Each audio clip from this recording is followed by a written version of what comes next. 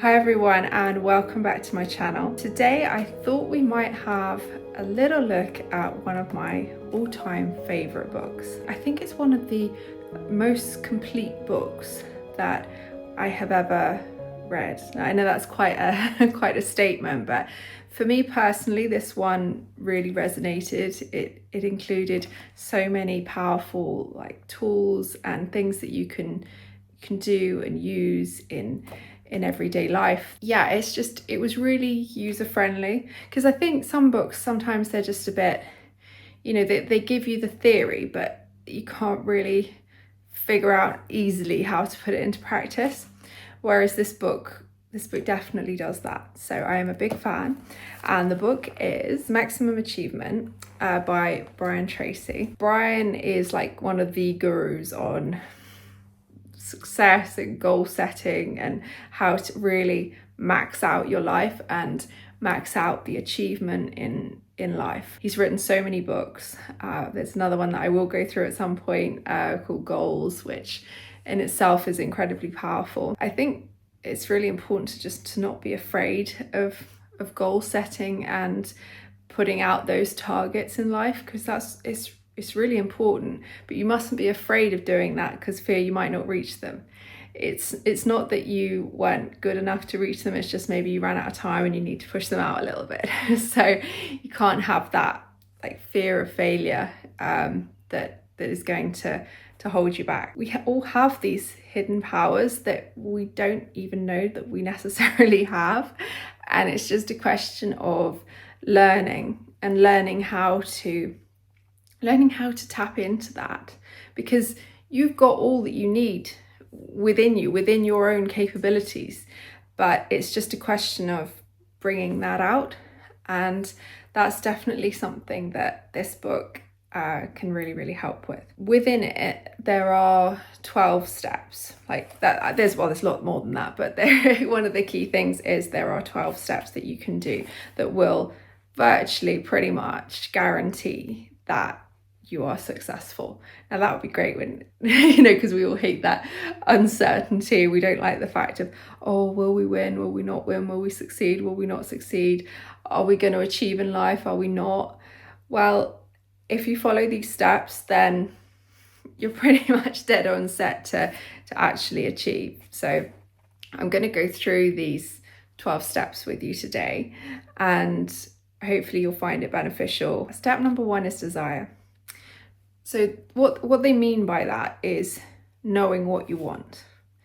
That is the first and foremost thing you have to do. You have to really sit down and ask yourself, what is it that I really want? What life do I want in all the different aspects of your life? So personal life, financial success, fitness and health. Where do you want to be? So that is the first step, because if you don't know where you want to be, you don't know what you want to achieve, then chances are you're probably not going to be heading in that direction. So absolutely, the first step is establishing what it is that you want. Step 2 is belief. Now, belief is, in essence, believing in your soul deep down that you can achieve what you want to achieve. And I think at certain times you have to kind of almost brainwash yourself into that belief, because on the surface it might not seem likely that might happen, but actually some of the most miraculous and unbelievable things can happen when you do get behind your beliefs. And what might seem like realistic to society actually is a limiting belief. You're not set by what society tells you you're set by, or society's rules as to, they're kind of like ingrained rules almost that are like at a subconscious level, that, oh, this doesn't seem realistic, or no, we've got to cut through all that. That's not going to work. That is not going to work. You have to have that inner belief that you can do it, and just keep telling yourself, and keep training and keep working on what you need to do and learning and taking action. And that is an absolutely key part to what you need to do. So step 3 is write it down. Now, I think there can be a certain amount of reluctance from people to want to write down their goals, because all of a sudden it's there like in black and white right in front of you, and that fear of failure or maybe not achieving those goals, I think, can potentially kick in. So I believe that's why people don't necessarily want to write them down, because it's like, if I write them down and then I don't get them, I'm going to feel really rubbish. And that, yeah, I get that, but you mustn't let it hold you back. You mustn't let that be a determining factor, because writing something down, writing your goals down is the way to activate your subconscious mind to then work towards those goals. If it's just sort of out and about in your brain, like just floating around, it's not going to get into the subconscious mind in the same way, and your brain isn't going to focus on it in the same way. So writing it down is an incredibly important and like valid part of this process, and this book talks about that in quite a lot of detail and really puts it all in perspective. So 100% we have to write things down. I write my goals down every single day, like every evening. I write down my main goals, and I find that really gets it into my subconscious mind as I sleep, and it's incredibly beneficial. So I recommend that you try it. So step 4 is determine how you will benefit from achieving your goal. I think this is actually incredibly important as well. It underlines that motivation. It helps you with your motivation as you go along, because everybody can set a goal and then you can kind of just sort of drift away from it, and it doesn't matter so much, but it does really. But life's got in the way and you haven't really focused on it and done it. So determining how your life will be better as a result of achieving those goals is just going to make such a massive difference when you get to those obstacles and some stumbling blocks that you inevitably will get to. That it's gonna happen. But if you know why you're doing it, and you can think of all those reasons and write those down as well, I think that's really helpful and beneficial to do that. Write down why you were doing what you were doing. What is it? Is that earning, I don't know, £10 million or £1 million or whatever that might be? How will your life change? How will your life benefit as a result of that £10 million? How will your life benefit if you've got fantastic health? What will you be able to do as a result of that? And those kind of reasons help you get through what is essentially some of the tough times, which will inevitably come with this and come with achieving what you want to achieve, and ultimately maximum achievement, as Brian Tracy says. Step 5 is analyze your starting point. And that can also be hard, because you have to really be honest with yourself, really truthful. Where are you now and where do you want to get to? Because if you don't know quite where you're at, it's hard to focus and put a strategy in place as to where you're going to be going. So focusing in on where you're at, how much money do you have at the moment? What state is your relationships in? What state is your health in? Just do a bit of it's almost like a life MOT really, as to where you're at, and then start to work out how you get from that point to where you want to get to. So step 6 is set a deadline. Now this can be quite scary, because a deadline, if you've got a goal, it's like, I want to earn £1 million. So, okay, fine. That's your goal, and that's great. But then you put a deadline on it, and you then think, oh no, what if I don't make it in that time? But you can't have that mindset. You have to be able to set a deadline, because if you don't set a deadline, then it's just like pushed out to that good old someday. Someday which may well never happen. So creating that deadline helps really focus in and focus your mind onto, now we are doing this. So all my goals that I have, I put deadlines on, and they all have different deadlines, because it's not the same for each aspect and each area of your life. That can change because it can take longer to do certain things than others. But it is really important to have a deadline, because otherwise, time passes by, time drifts on, and before you know it, a year's gone, 2 years gone, a decade's gone, and you haven't achieved what you're capable of doing. Because this is the thing, you want to achieve your absolute maximum capabilities and get the most out of life. It's not sort of doing a bit, it's about really focusing in on what you can achieve and maximizing your potential, not leaving any potential left on the table. that's what this is about. So incredibly important that you write down your goals and add a deadline, but don't be scared of it. So step 7 is to identify the obstacles that will come up, because the reality is, unfortunately, obstacles will come along the way.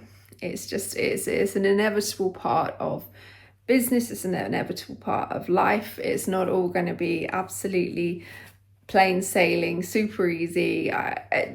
Nobody has ever achieved anything in that way.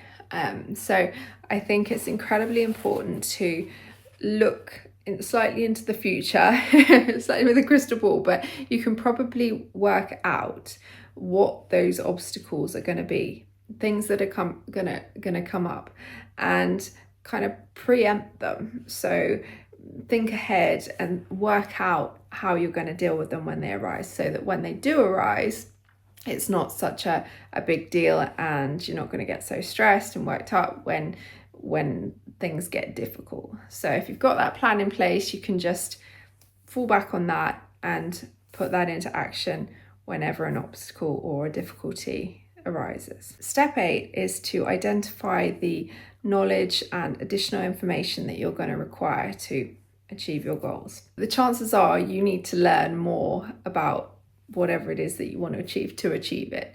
And continual learning, but also taking action on what you've learned, is one of the absolutely key factors in achieving the goals and maximum achievement. So you need to work out where you can fill the gaps, if you like, in your knowledge. I mean, now there is so much out there, so it's like almost information overload. We've got too much information. Like 50 years ago or 20 years ago, they might have gone to the library or something before the internet, but now we've been blessed with the internet. It's basically like this incredible encyclopedia that we can know everything and anything that we want to, but there's so much out there, it can get quite overwhelming. One of the things I quite like to use is AI. So there's a really cool website called Perplexity, and Perplexity is basically, it's kind of like a search engine, kind of like Google, but it answers your questions. It is like ChatGPT, but it's a bit more specific and it's current. So you might want to ask it, I don't know, how to market a fashion brand or something, whatever it might be that you want to know, and it will give you detailed information on that, and much more so than Google, because Google will just give you links, which is okay, links to articles, but Perplexity has gone to all those links and gone through the articles and sifted out the really useful critical pieces, and I think that's actually an incredibly useful tool, and it's something that's now available. Anybody can use it. It's free, and it's something that I use quite regularly. So hopefully that's a useful tip and will help you with this particular step. Step 9 is identify all the people whose cooperation you need, so whose help that you need to achieve what you're planning on doing. The reality is nobody can achieve anything alone. It's not doable, it's not viable. Everybody needs cooperation from other people to achieve their goals. So, for example, for me within my business, I couldn't be achieving what we're achieving if it was just me doing it. There's just literally no way. There's not enough hours in the day. I haven't got all those different skill sets that my team have got, and to achieve your goals, you need to work out who you need to bring in to be able to really help you achieve that. Step 10 is make a plan. Okay, so you've got all the ingredients now, you know what you need to do, but you now need to plan it out. And I like to plan things out. I have a big long list, but I split it into days as to when I'm going to do things. And I think that helps. So you've got your to-do list and you split it. Having a plan is so important, because otherwise time drifts on.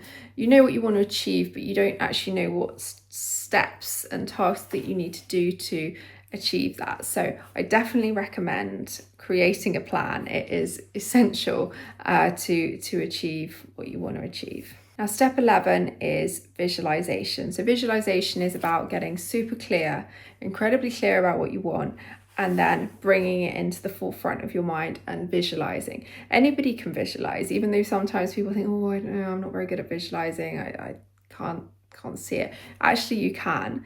You can 100%, you can do it. So just imagine your front door. Yeah, visualize your front door. Visualize the handle. Visualize turning the handle. See, you're already visualizing. So anybody can visualize. It's incredibly powerful. And if you can visualize yourself and feel yourself achieving these things, then it will take you to where you want to get so much quicker, I promise. So step 12, and the final step in this book, is persistence. So as we've said, there's going to be obstacles, there's going to be difficulties, there's going to be problems. You know, they're going to probably come at you quicker and faster than you'd ever wish they did. But don't let that put you off. You have to keep going, and you have to keep on track and focus. Staying focused is incredibly important, and persistence. I can't emphasize that enough. How if you keep implementing all these steps and doing all these things, then you will actually achieve your dreams. That's it from me today. I hope you enjoyed this little book review, and if you did, please like and subscribe. I will put the link to this amazing book in the detail below, and if you want to buy it, then I would seriously recommend it. It's made a big difference to me, and I feel when I've read it, I have quite a big mindset shift. It really does influence how you think and how you feel. So yeah, I'm a big fan of Brian Tracy, and I hope it will bring you the benefits that it has brought me. If you enjoyed this, please like and subscribe below, and I will see you all again very soon.